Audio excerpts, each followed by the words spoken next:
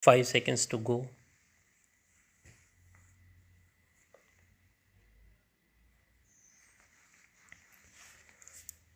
Start. Friends, I will reiterate that there is no system like digital arrest in the law. This is just a fraud, deceit. It is a lie. A gang of criminals, and those who are doing this are enemies of society. To deal with the fraud that is going on in the name of digital arrest, all the investigative agencies are working together with the state governments. For synchronization among these agencies, a national cyber coordination center has been set up. Thousands of such fraudulent video calling IDs have been blocked by the agencies. Lakhs of SIM cards, mobile phones, and bank accounts have also been blocked. Agencies are doing their job, but for protection from scams in the name of digital arrest, it is very important that everyone is aware, every citizen is aware. Those who are victims of this kind of cyber fraud should let as many people as possible know about it. You can use hashtag Safe Digital India for awareness. I would also like to urge schools and colleges to involve students in the campaign against cyber scams.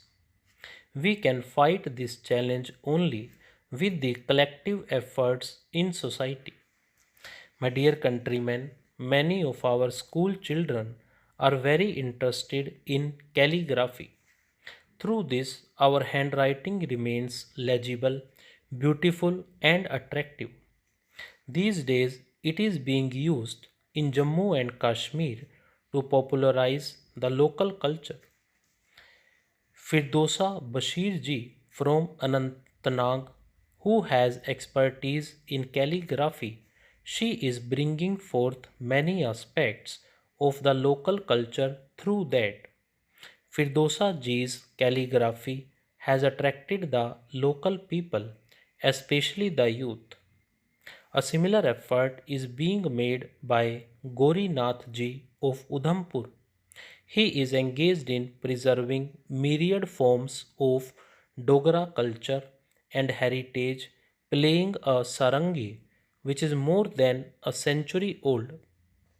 Over the tunes of the sarangi, he narrates the ancient stories and historical events related to their culture in an interesting way. In different parts of the country, you will find many such extraordinary people who have come forward to preserve cultural heritage. D. Vakuntham has been engaged in popularizing Cherial folk art for about 50 years now.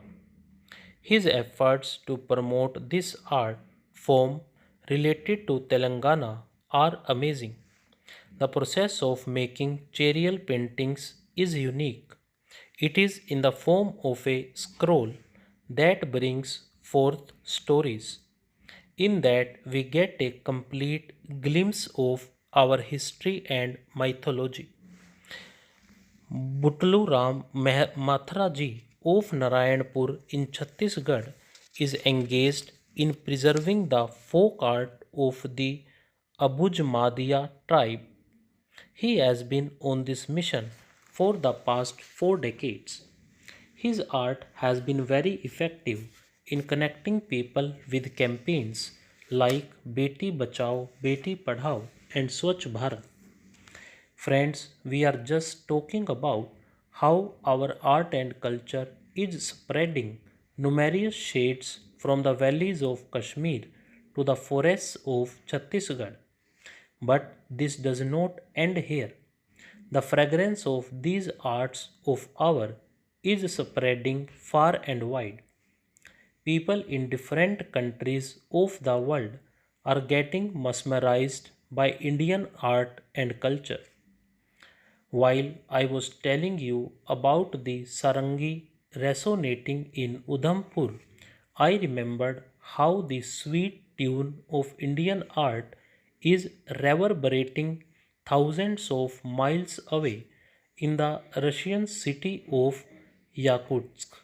Imagine a day or two of winter, minus 65 degrees temperature, a white sheet of snow all around, and there in a theatre, audiences mesmerized watching Kalidasa's Abhijanana Sakuntala. Can you imagine the warmth of Indian literature in Yakutsk, the coldest city in the world? This is not a fantasy, it is the truth, one that fills us all with pride and joy. Friends, a few weeks ago, I would also gone to Laos. It was Navratri time, and there I saw something amazing. Local artists were performing Falak Phalam, the Ramayana of Laos.